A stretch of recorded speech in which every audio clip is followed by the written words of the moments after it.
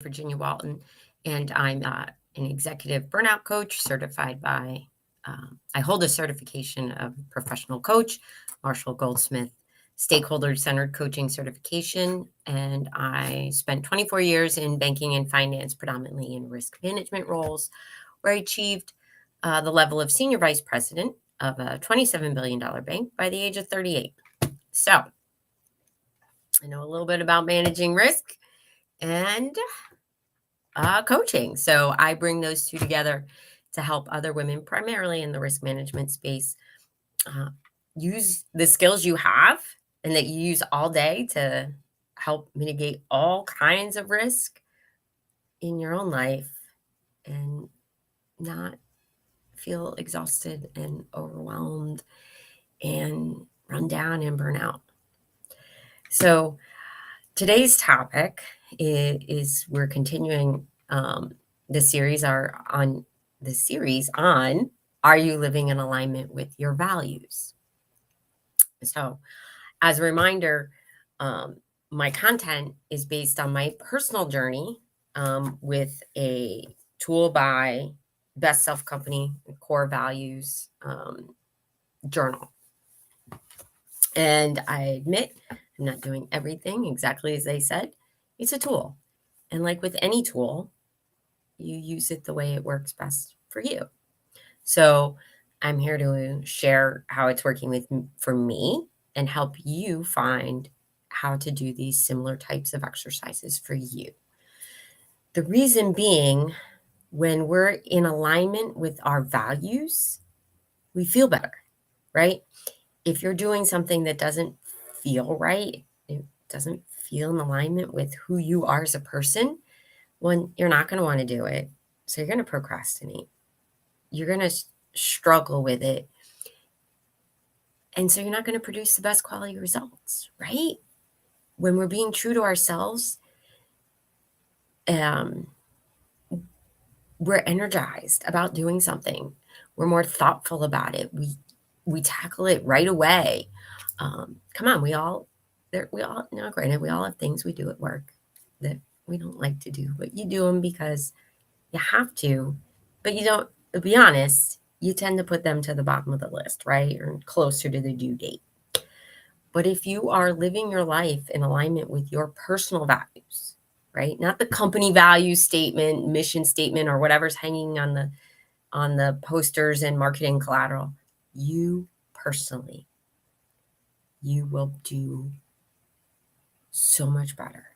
You will produce better quality. And that's in any aspect of life, not just work. And what's interesting as we go through this exercise, the one we're going to focus on this week is your value statements by the different domains in life, right? And the first does not work.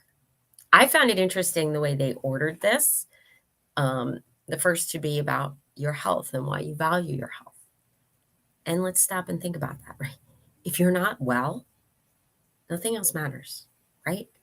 At the end of the day, if you're sick, if you're, you're going to you need to prioritize your health. So if you're not prioritizing your personal health, I mean, obviously, if we are all diagnosed with something severe, right, like cancer, or maybe you're diagnosed with diabetes, you've got to readjust your diet and your lifestyle, right? That takes priority one. I'm hoping that most are healthy and it's just the normal, moving along with our day. That sometimes, though, we don't prioritize that to stay healthy, right? So this exercise is talking about, why are you grateful for your health? Why do you take care of yourself? So why do you do the things like exercise, make good food choices? And if you're not taking care of your health, why not? Right? Your health should be important in some level. It'll vary by person. The next area to focus on was finances. And I found it so interesting that the first question was, if I won $1,000, I would what? And I thought, well, that's kind of a weird question, because this is targeted to a wide audience, right? My audience is more specific. So I'm assuming, odds are you're in a professional, maybe mid to senior level role, $1,000 may not be a huge percentage of your income, right? If you're making six figures, it's maybe 1%. But if you're living paycheck to paycheck, you know, and at a lower level of compensation, you know, $1,000 could be, you know, a whole pay period. So how you react to that is going to be very different. So I think really, as you think about it, it's really about what would you do if you had an extra fill in the blank percentage, you know, extra 10% of your income.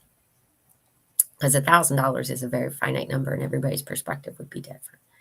You know, I remember one time being $1,000 off trying to balance my checkbook, and I finally was like, all right, whatever. And I gave up. Whereas my in-laws, because they were on a very small income as retirees, who had made some less than ideal financial decisions, my mother-in-law would freak out if she couldn't find 10 cents in her checkbook, right? It's different. So what is money meaning to you, right? They say money doesn't buy happiness, but you know what? A lack of money creates a lot of stress. So what would you do if you didn't have that stress, right? That's the thing to focus on about your alignment. Like what does money allow you to do? For me, the biggest thing that came to mind was I like to be able to give, right? That's my personality. I don't want to stress out about how much do I put in a check for a wedding, a graduation gift, or if I see something in my normal course of living life and I'm like, oh my gosh, that makes me think of this friend. I want to pick that up and mail it to her. I don't want to think, oh, do I have that extra? Right? That's where I'm talking about how you align it to it, right? It's not about what if I won the lottery. It's about what can it let me do that brings me joy, that lets me be in alignment. My value is giving. So how can I use money to keep in line with my value? And therefore, what do I have to do to have that to be able to be in alignment, right? So the questions are going to be different for you. These are guides. Again, this isn't my tool. I didn't answer every question, right? As it talks about things like, what do you want your children to do? Well, if you don't have children, that's not going to make sense. Maybe you're at the point where you want to think about grandchildren, right? Because then as we talk about what's important in work, what do you want out of work other than a paycheck, right? That's a given. You know, as I thought about this, I remembered years ago, I was busting my ass doing the corporate climb, right? I probably put some extra weight on my own shoulders because I was newer in my role. I perceived myself as, you know, a step below because in terms of years of experience and age, the people I sat with, literally the senior team sat all together on one wall. They all had more years of experience because they were all older. They had all worked to a level of that level someplace else. They watched me do it. So I perceived, this is a story I told myself, I don't know that it was reality, that they viewed me as second class. So I felt like I had to work harder. And in the course of that mindset, I used to, and I've shared this before, I literally sat at my desk, fearful that somebody would walk in the next morning, because we didn't have offices, so it was open, and go, ew, Virginia was in that outfit yesterday. And then they'd realize I dropped dead at my desk. And this was a thought in my late 30s, right? How horrible. That's not alignment with values. Nowhere in my personal values do I want to drop dead at my desk in a corporate office. I don't know all of you, but I'd be willing to bet that you don't want to do that either. So that prompted me to think, what did I want to be remembered for? I did not want, at some point, I can guarantee we're all going to die. None of us knows when, right? My personal goal, live to be 100. So I've still got 54 years ahead of me. But at that time, I realized I did not want to drop dead and have people come to my viewing and my services and say, wow, this is really a huge loss. Nobody wrote a risk control statement like Virginia. Nobody had better ability to test for a mitigation plan than Virginia. I thought, really? Is that what I want on my headstone? We've lost a great risk manager. Now, I'm not saying it's not important. I want to be good at my job. Yes. You want to be good at your job. You want to excel. You want to do well. You want to achieve, advance. Awesome. But that's not how I want to be remembered. At whatever point when I pass, I want to be remembered for she was fun. She cared. She was giving. Right? I want the kids I coach to come and say, wow, you know what? Remember when Coach Virginia used to just be silly and she made us do that awful sprint drill that we for recovery, and we hated it, but she was so excited about it because she knew we hated it, but she was trying to make it fun. That's what I want to be remembered for. I want to have more moments like I had last week where somebody pulls me aside at a community function, go, hey, I've been watching your videos and I started implementing it. It's made a huge difference. That's what I want.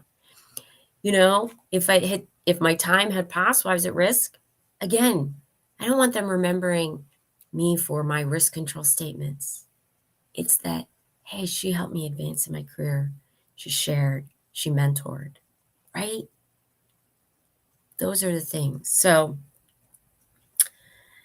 I would encourage what I realized as I went through this exercise of all these dimensions, right? So health, money or income, family, fun.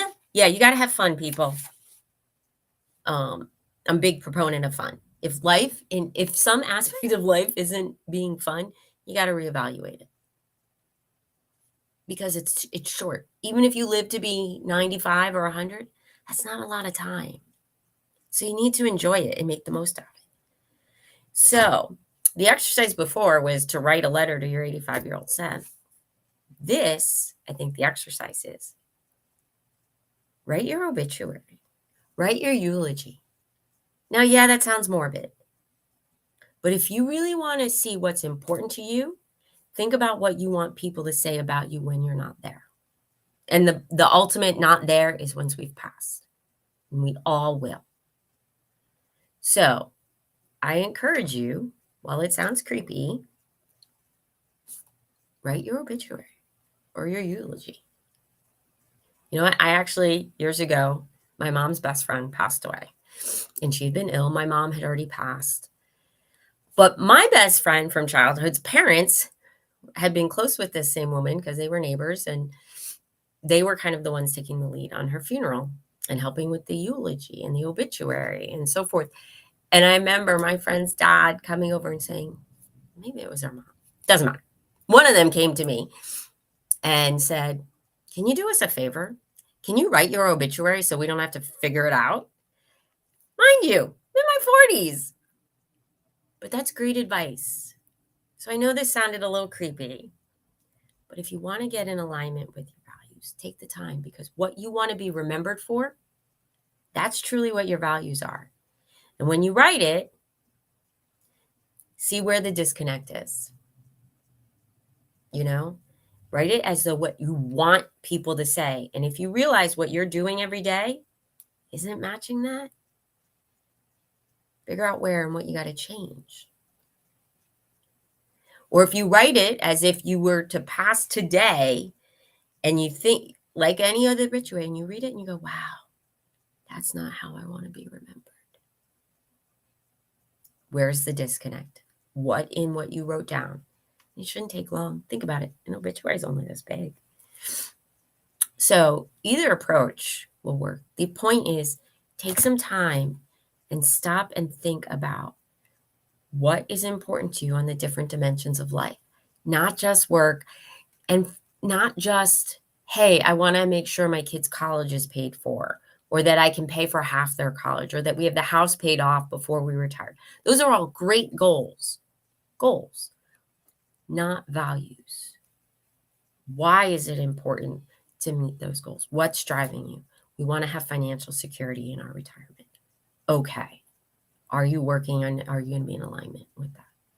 We want to be healthy. We want to instill good morals and values in our children. We want them to have a strong work ethic. I want people to remember me for my strong work ethic, or my giving nature, or my caring. That's how we get into alignment with our values. So I hope you found this helpful. Next week, I already know we're going to do a different values exercise. I have to decide if we're going to do it together, but we're going to go through and help us kind of fine tune our values. So do this exercise. If you're not sure, I'd love to reach out, and I'll give you some tips. And if you do it and it helps, I'd love to hear it. Or if you did it and you're like, oh, I didn't get me where I wanted, I'd love to hear that too. Let's figure it out together. So with that, be well. I'm Virginia Walton. Continue to work to make sure that you are living in alignment with your values. Be well.